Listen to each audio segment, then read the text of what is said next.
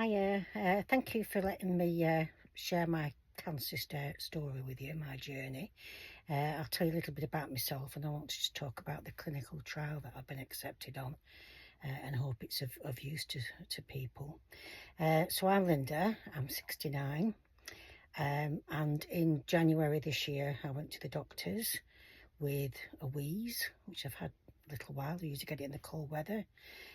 So I went with something quite unrelated. I could have quite easily not gone, so I just got used to having this wheeze. About 2 months before, I was climbing steps in Dubrovnik with no problem at all. But the cold weather in the UK just tended to affect me a little bit. So I'd had a spirometry test quite a few years ago, and I was just classed as borderline something really, asthma. Never got to find out really what. And I was due to then have another spirometry just as COVID hit. So I had an x-ray then and everything was fine, due to have the spirometry, and it didn't happen. Fast forward 5 years, I just plodded on with a little wheeze that I had and got used to it. So I thought, well, maybe I ought to find out while I'm going to the doctors, can I have another spirometry test and see what's going on? Have I got asthma? Have I not got asthma? Is it the start of COPD? I didn't know. So thankfully he sent me for an x-ray that night. And as soon as I had the x-ray, I thought there's something amiss, because she said, oh, sit outside for a minute, I'll just get someone to look at it. Well, I've had a few x-rays in the past and known that wasn't quite normal. But I got no more info from her, except that the doctor would be in touch. So that night I stopped at my daughter's, because I was going for a blood test the morning afterwards, and I was chatting to her and I said, oh, it's probably COPD. I am an ex-smoker. I smoked most of my life, but I stopped 10 years ago. I thought I'd dodged the bullet, basically. I thought, well, I was assuming I would have some lung issues later on in life, but certainly not cancer. Anyway, the morning afterwards, quite happily sat in the waiting room waiting for blood tests to be done. And I looked at my NHS app, and there was the results from the x-ray. 7.5 centimetre lung mass. See your doctor, or to make a doctor's appointment for the same day. So that was quite a shocker to me. I wasn't expecting that at all. Anyway, I did go to the doctors later that day and I got a bit more information. We sent for CT scans. Rest is history. So yes, I've got, I'm sorry, I have to look at my notes now and again. So I've got metastatic lung adenocarcinoma. So it has spread to my hip, unfortunately. So I'm classed as a T4N3M1B because it's got into the bone. So obviously then referred on to oncology. The very first day I saw the oncologist, she said, oh, there's a possibility of a trial you could go on. And I'd not really even had a chance to think about clinical trials or anything like that, but she gave us all the bump. In fact, this is it here. There was like 50 pages of stuff all about it, which my husband and I perused in great detail over the weekend. And it was quite scary stuff, really. You know, they've obviously could tell you everything, warts and all, and I'm the type of person that doesn't even take a paracetamol normally, so the thought of trialing new drugs was a bit scary, to be honest. But I have a strong belief in that if nobody did any of these things, then medical science wouldn't improve any, would it? You know, we'd never eventually find this cure. I know for a moment it's not going to cure me. What the best I can hope out of it is that I would have you know, maybe extended life. So we'll have to see what that brings. Obviously that's still an unknown as yet. So the trial itself, it's run by AstraZeneca, and it's a trial on for 5 years. There's only going to be 675 people on it worldwide. I think, I'm not quite sure, about 27 only in the UK. There's 5 centres in the UK running it, and thankfully Preston, where I'm based, is one of them. I think there's only 7 people in the UK.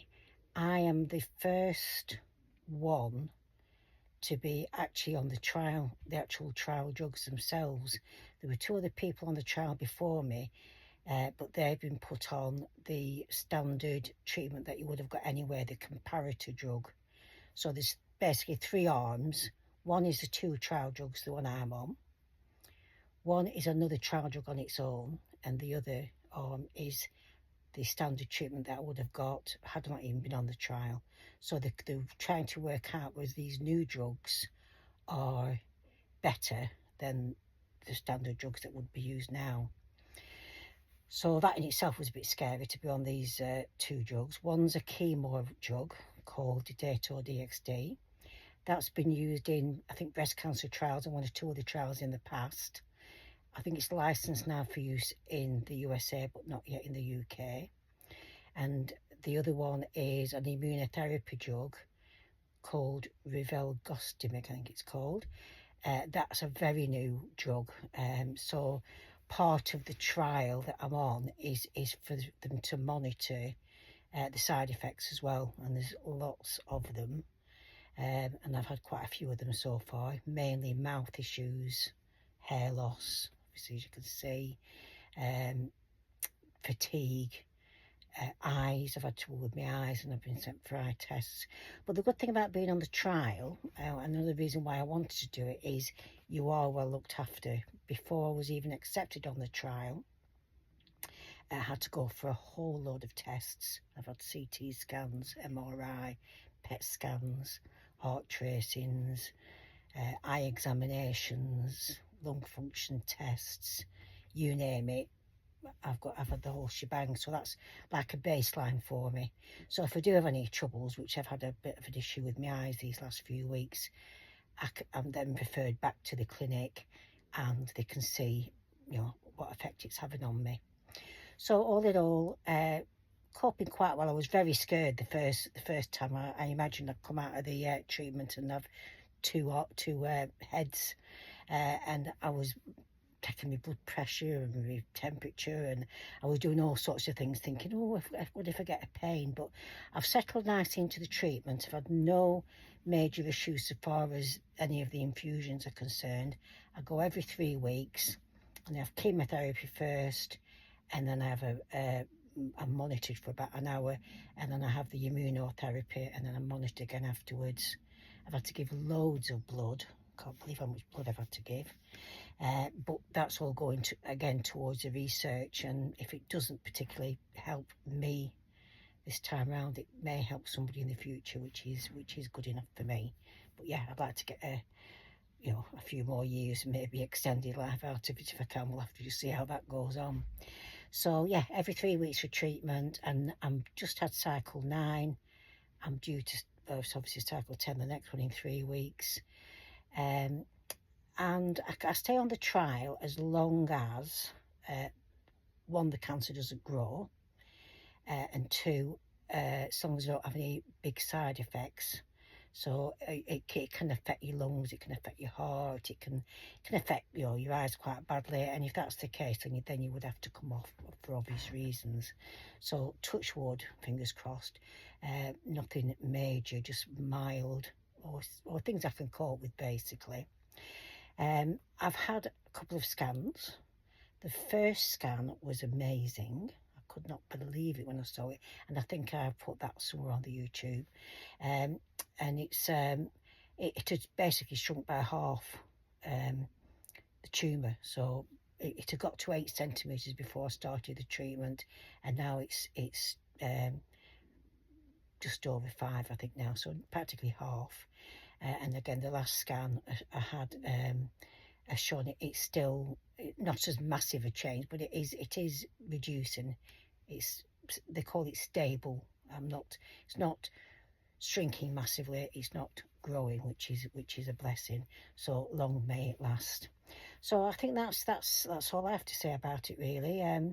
But look, you can look up the trial itself. It's called Tropion Lung 10. And thank goodness that all these trials are about for us to give us hope, if not now, but for in the future. So thanks for listening, and I hope it's been helpful to you. Take care. Bye.